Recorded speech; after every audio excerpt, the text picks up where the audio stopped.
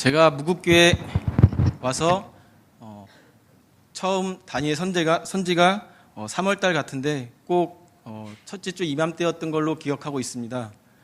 여러 행사들이 있어서 이렇게 오랜만에 단위에 올라와서 많이 긴장도 되고 요즘 잠을 많이 못 자가지고 피곤한 상태인데 한 목사님께서 또 배려해 주셔서 이렇게 대신 설교를 꽁충 띄어서 이렇게 말씀을 하셨는데 그래도 제가 맡은 사명이기 때문에 힘들어도 말씀을 준비했습니다. 제가 오늘은 특별히 많이 좀 긴장돼서 제가 이스라엘로 신혼여행을 갔을 때 저는 이제 가이드 없이 이제 제 아내 김은숙 전도사랑 같이 갔었는데 간략히 이제 에피소드 하나만 말씀드리고 말씀을 전하겠습니다. 오늘 여기 이제 새 신랑 새 신부도 오셨는데 점심시간에 이제 우리 박은지 전도사한테 문자가 왔는데 그 문자를 받고 제가 더 힘을 내야겠다고 생각했습니다.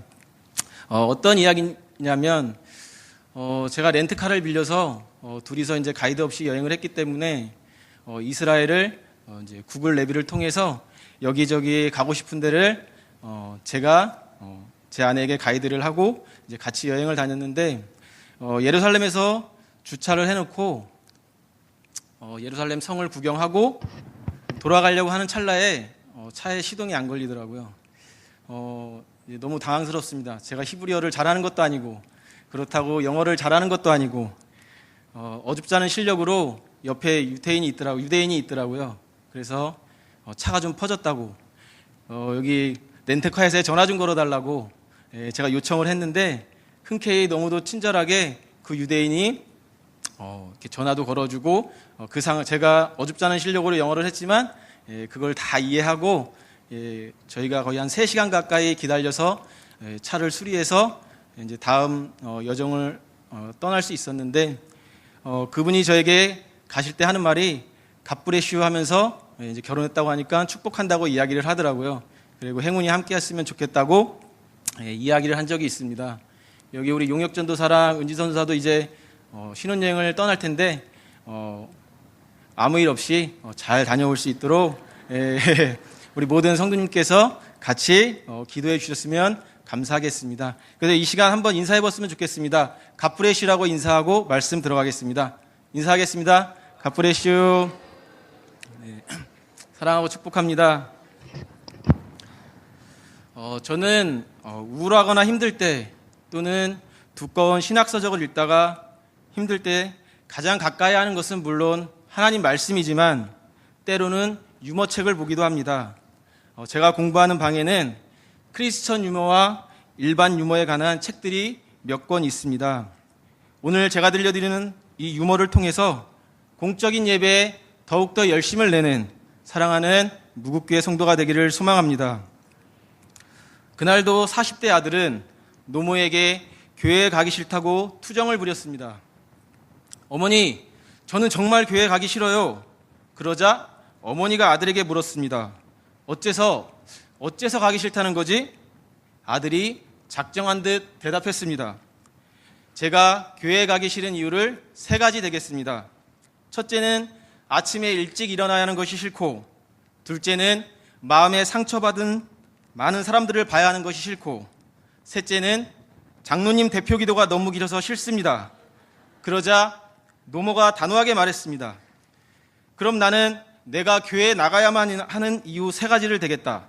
첫째, 우리가 교회에 모여 예배드리는 것은 하나님의 명령이고, 둘째, 예배는 예수님께서 우리를 구원하여 주신 것에 대한 보답이고, 셋째, 너는 우리 교회의 담임 목사이기 때문이다. 알겠냐? 이 이야기와 더불어 로마서 9절을 한 절 읽어드리겠습니다. 그러므로 형제들아, 내가 하나님의 모든 자비하심으로 너희를 권하노니 너희 몸을 하나님이 기뻐하시는 거룩한 산 제물로 드리라.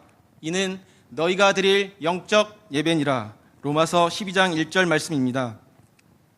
저는 교육전도사이면서 신학대학원에 학생으로 공부하고 있습니다. 교수님께서 과제를 내주시고 꼭 언제까지 제출하라고 마감 날짜를 강조하십니다.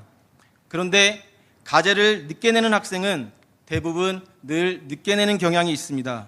이런 현상은 학생들의 지적인 능력과 연관이 전혀 없다고 할 수 없겠지만 그것보다도 습관과 더 관계가 있다고 생각합니다. 이를테면 과제를 늦게 내는 학생은 다른 학생들보다 특별히 할 일이 많거나 지적 능력이 떨어져서라기보다 시간 관리에 대한 안 좋은 습관이 있거나 공부하는 습관이 안 되어 있는 경우가 대부분입니다. 그리스의 철학자인 아리스토텔레스가 말한 것처럼 우리는 우리가 반복적으로 하는 것이다. 그러므로 탁월함은 하나의 행위가 아니라 하나의 습관이다라고 주장합니다. 좋은 습관이 우리 인생을 탁월하게 만든다는 말입니다. 또 영국의 저술가 셰무얼 스마일스는 생각을 심으면 행동을 낳고 행동을 심으면 습관을 낳고 습관을 심으면 성격을 낳고 성격을 심으면 운명을 낳는다라는 말을 혹 들어보신 적 있을 것입니다. 제가 예전에 회사 생활할 때 성공하는 리더들은 어떤 습관을 가지고 살아갈까 참 궁금하였습니다. 당시 여러 권의 책들을 구매하여 지금도 책장에 두고 꺼내보고 있습니다. 2007년에 출판된 이기는 습관이라는 책이 있습니다.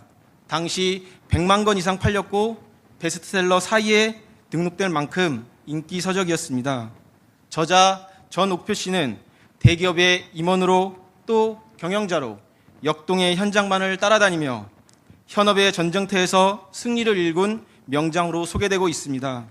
그는 그 책 서론에 자신의 경험을 바탕으로 이렇게 말합니다. 마케팅 수장으로 유통 사령관으로 기업의 경영자로 수많은 사람을 만나고 지휘해 오면서 일도 인생도 비즈니스도 결국 습관이 결정한다는 사실을 절감해 왔습니다. 1등도 해본 사람이 하고 이기는 것도 이겨본 사람이 이긴다.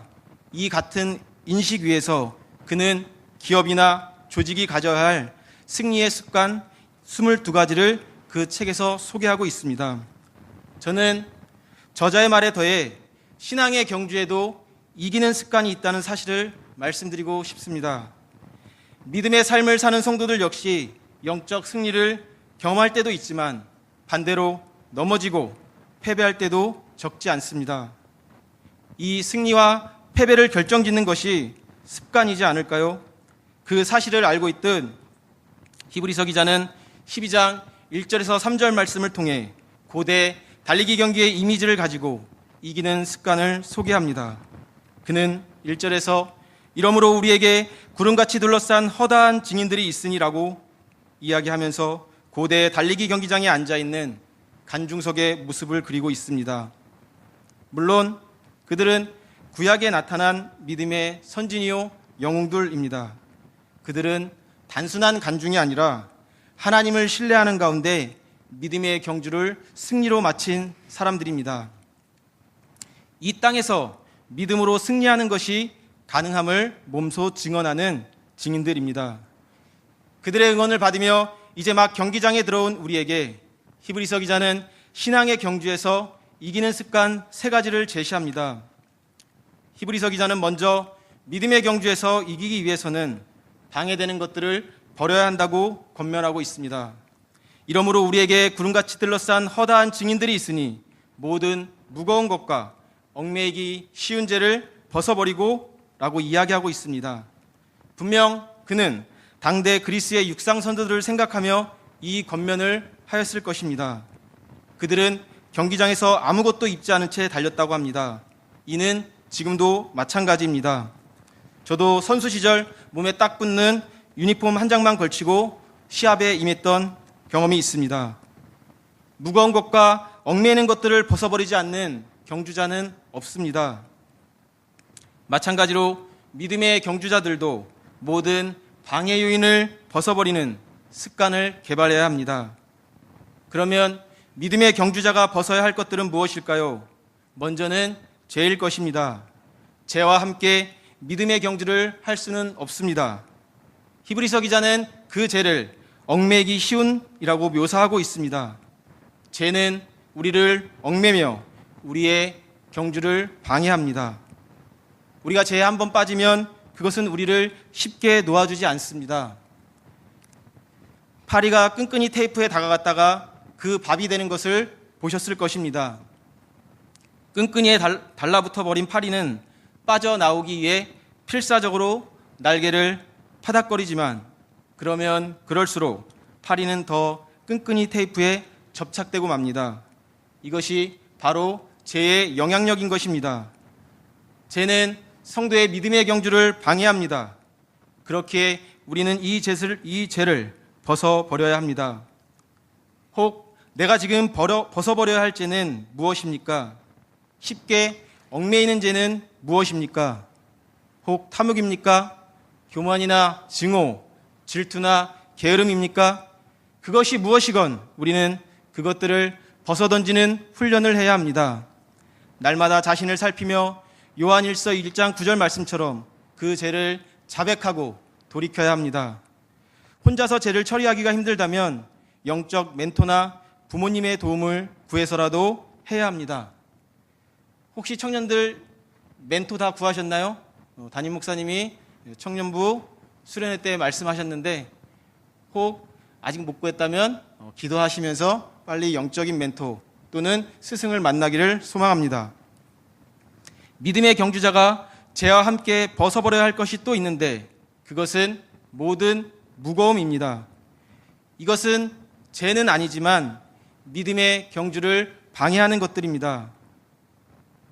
이것은 그 자체로 좋은 것일 수 있지만 한편으론 우리를 영적으로 끌어내는 것들입니다. 그것은 어떤 사람과의 관계일 수도 있고 특별한 장소나 습관일 수도 있습니다.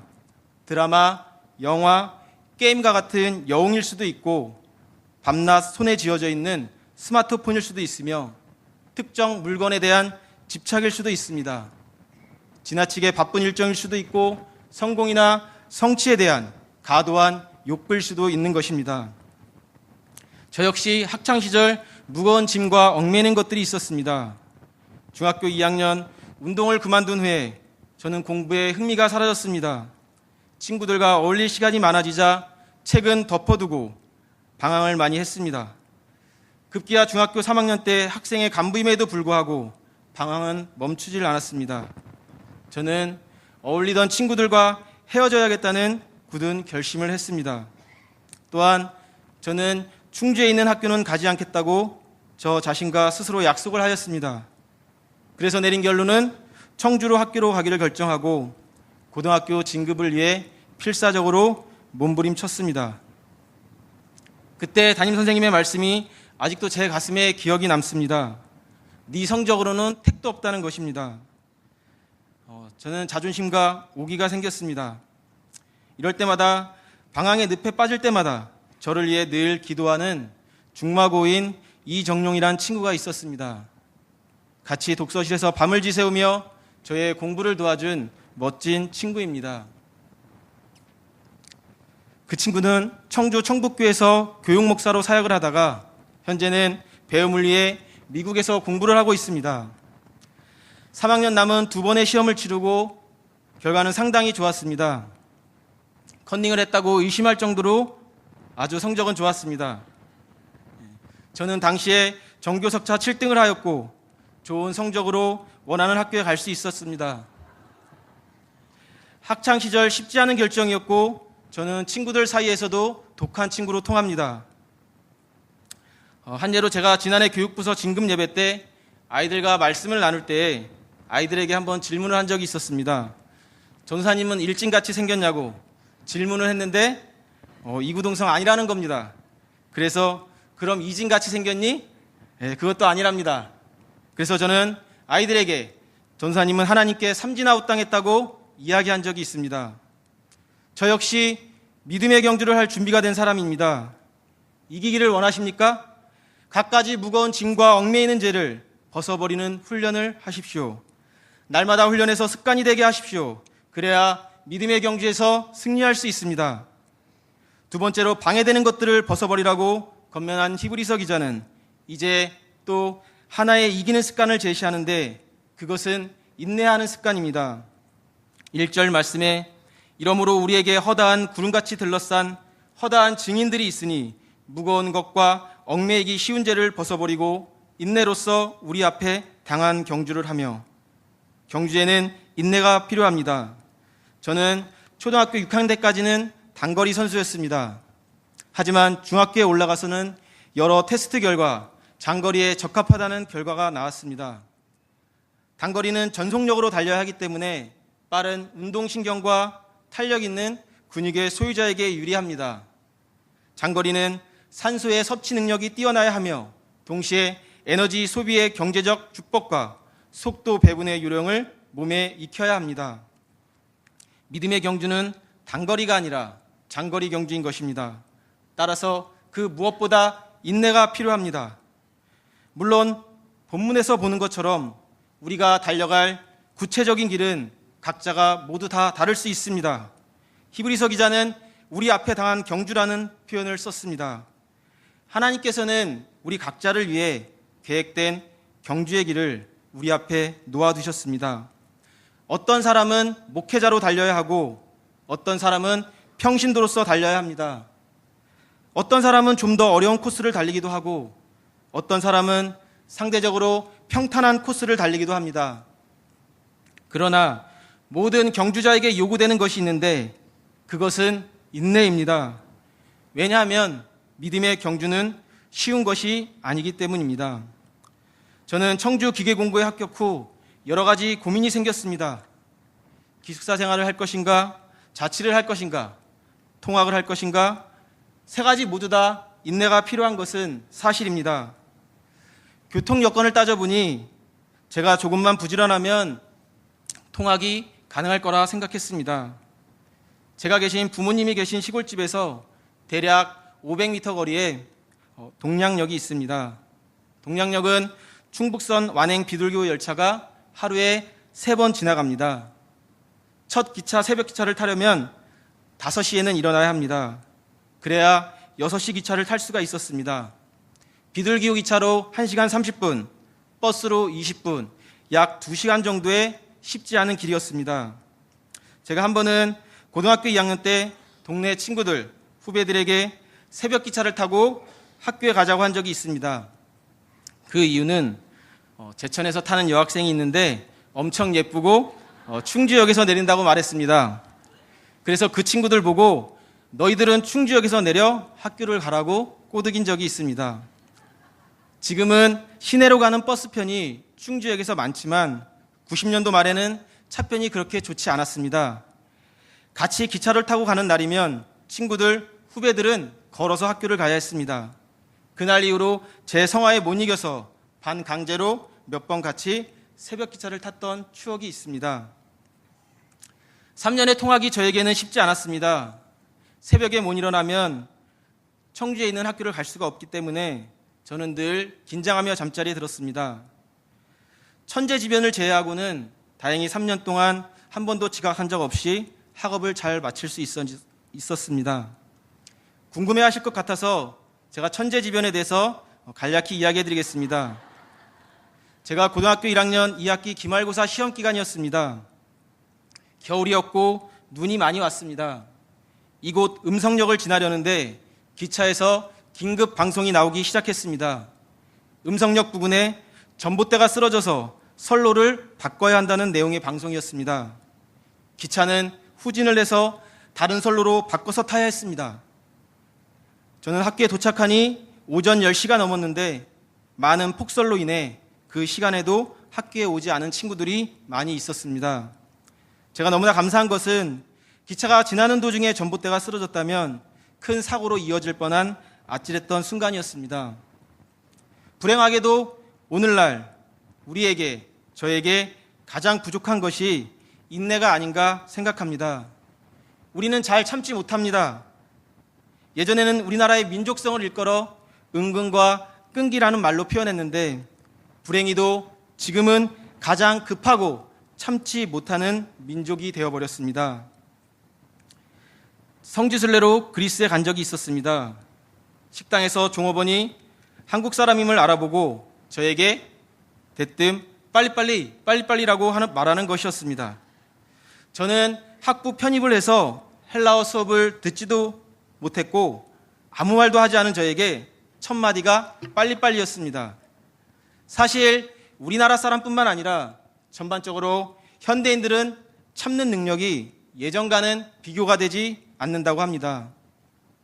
믿음으로 사는 것은 결코 쉽지 않습니다. 예수님 잘 믿는다고 꼭 만사 형통하는 것도 아닙니다. 가정예배 신실하게 잘 드린다고 집안의 벌레들이 사라지지 않습니다. 회사에서 말씀의 원리에 순종하는 삶을 산다고 해서 누구보다 빨리 승진하는 것도 아닙니다. 하나님께서는 사도 바울을 통해 말씀하십니다. 오히려 그리스도 안에서 경건하게 살고자 하는 이들은 많은 어려움을 당하게 될 것이라고 경고하고 있습니다. 그러므로 우리는 참는 법을 배우고 훈련해야 합니다. 이미 언급한 것처럼 믿음의 경주는 단거리가 아니라 장거리입니다. 한 예로 바쁜 일상 가운데 공적 예배인 새벽 예배, 수예배, 목장 예배, 금요기도회, 주일 예배 모두 드리기가 쉽지 않습니다. 어떤 이들은 요즘은 예배가 성도들에게 인내가 필요한 종교적 의무라고 이해되는 경향이 있습니다. 사람들이 예배를 견디는 방법도 여러 가지인데 그중 예배 견디기의 극치는 설교 견디기라고 합니다. 혹 여러분 많이 힘드십니까? 그리고 그 형태도 다양합니다. 멀거나 강단을 응시하는 딴 생각파, 주보에 밑줄 긋고 틀린 글자까지 찾는 주보 교정파. 혹시 어떤 부류에 속하는지 잘 생각해 보십시오. 졸면서 예배드리는 수면파, 수시로 시계만 들여다보는 시간 절약파, 옆 사람과 글로 대화하는 쪽지파, 예배 후 있는 회의 준비에 여념이 없는 회의파, 성경 읽기로 시간을 때우는 실속파, 애인보다 더 소중한 스마트폰파. 이런 식의 예배 태도는 단지 예배를 견디는 것입니다. 이것들은 바로 성령이 함께 하시지 않는 예배의 모습들인 것입니다. 예배는 내 속에 내주하시는 하나님의 영이신 성령님과 더불어 시작되고 이루어집니다. 하나님께서 찾으시는 예배, 즉 기뻐 받으시는 예배는 영과 진리로 드리는 예배입니다. 참는 것을 훈련하여 습관이 되게 해야 합니다. 그래야 믿음의 경주를 완주할 수 있고 믿음으로 승리할 수 있습니다. 방해 요인을 벗어버리고 또 인내로 믿음의 경주를 하자고 했던 히브리서 기자는 본문 2절에서 3절 말씀에 우리가 개발해야 할 가장 중요한 습관에 대해서 제시합니다. 그것은 예수님께 집중하는 습관입니다. 육상 선수는 목표점에 초점을 고정하고 열심히 뛰는 것처럼 믿음의 경주자는 예수님께 초점을 고정해야 합니다. 2절 말씀에 바라보자의 의미는 예수님을 한번 바라보고 말라는 뜻이 아니라 계속 바라보라는 뜻입니다. 그러기 위해서는 주님께 시선을 고정시키는 훈련을 함으로써 우리 모두 집중하는 습관을 개발합시다. 히브리서 기자는 이 구절에서 우리가 집중해야 할 예수님이 믿음의 주요 또 온전하게 하시는 이라고 소개하고 있습니다.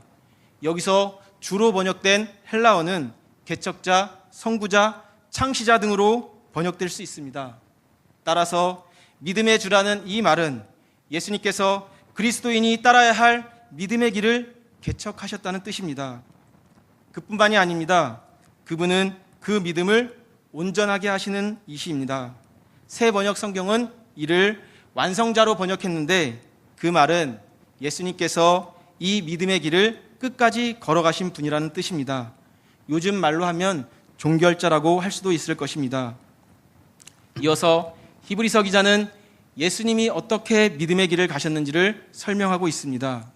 그분께서는 자기 앞에 놓여 있는 기쁨을 내다보면서 십자가의 고통을 참으시고 그 수치를 개의치 않으셨습니다. 십자가의 육체적 고통은 인간이 경험할 수 있는 최악의 고통 가운데 하나라고 합니다. 그것은 사람의 몸에 대못을 받고 거친 나무 십자가에 매달아 극한의 고통 가운데 사람을 서서히 죽이는 잔인한 형벌입니다.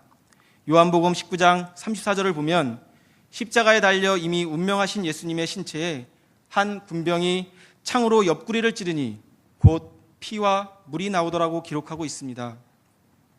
이어서 사도 요한은 또 말씀합니다. 이를 가까이에서 자세히 본 것을 기록하면서 이를 본 자가 증거하였으니 그 증거가 참이라 너희로 믿게 하려 함이니라고 19장 35절 말씀에 그 이유를 말씀하고 있습니다. 의학 전문 기자이자 의사 선생님이신 제가 책을 닥터 예스라는 책을 본 적이 있습니다. 그 책에 보면 예수님의 그 죽음에 대해서 설명하고 있습니다. 제가 이야기해 드리겠습니다. 우리가 의학적으로 보면 죽은 사람의 옆구리를 찌른다고 피와 물이 나오지는 않는다고 합니다. 하지만 요한은 피와 물이 나온 것이 참이라고 할 뿐 아니라 직접 보았다고 증언하고 있습니다. 의학 전문가들의 견해에 따르면 이는 매우 희귀한 경우지만 만약 그것이 사실이라면 단 한 가지 가능성밖에 없다고 합니다.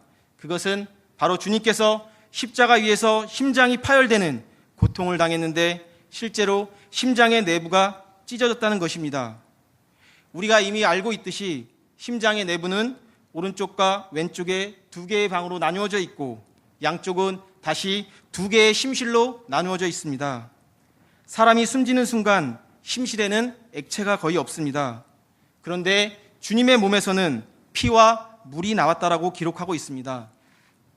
따라서 그와 같은 일이 일어날 수 있는 것은 심장이 파열되었을 때 뿐이라는 것입니다.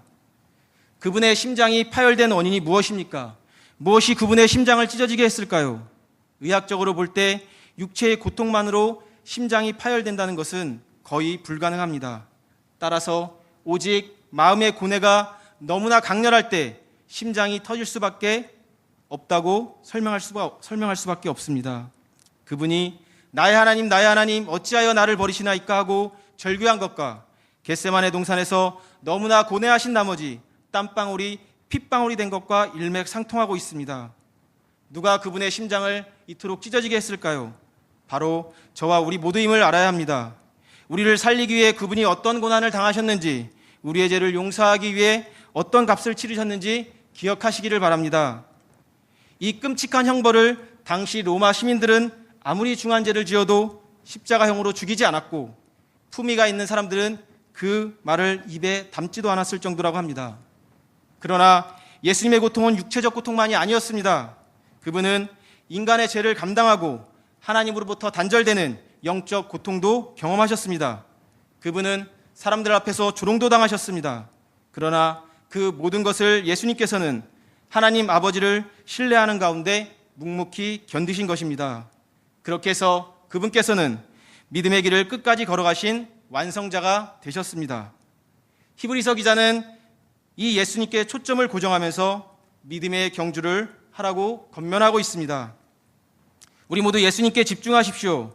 조롱과 수치와 반대와 고통에도 끝까지 아버지를 신뢰하면서 믿음의 길을 가신 예수님께 시선을 두고 그분을 따라가십시다. 늘 예수님을 생각하고 그분에게 집중하십시오.